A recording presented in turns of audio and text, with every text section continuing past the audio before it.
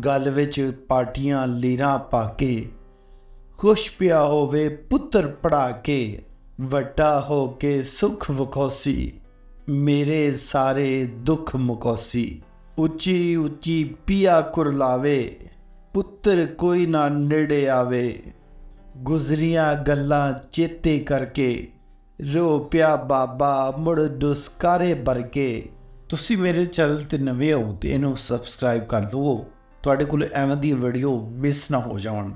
सारी उम्र तगारी चाके, पुत्र रखिया हाल नाल लाके, धुप्पां दे विच सड़दा वत्या, गुरबत दे नाल लड़दा वत्या। गल विच पाटियां लीरां पाके, खुश पिया होवे पुत्र पढ़ा के, वड्डा हो के सुख वखौसी, मेरे सारे दुख मुकौसी। इसे आस ते जिउंदा वत्या, घुट सबर दे पींदा वत्या, आखिरकार जवानी ढल गई, तिखी जिंदड़ी मंजी मल गई। दुखां दर्दां घेरा पाया, मौत सरांदी डेरा लाया।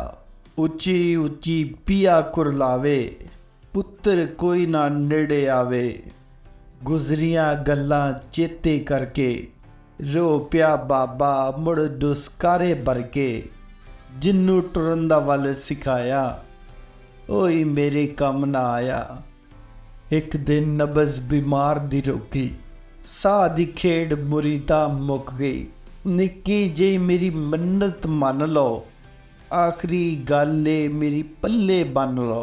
प्यो दे सिर उत्ते साह चावारो, दारू उत्ते प्यो ना मारो। प्यो दे सिर तो साह चावारो, दारू पिछे प्यो ना मारो, प्यो ना मारो। अगर मेरे चैनल नाल तुसी जुड़े हो तो मैं एवें दियां तुहाडे वास्ते पंजाबी वीडियो बनाता रहांगा।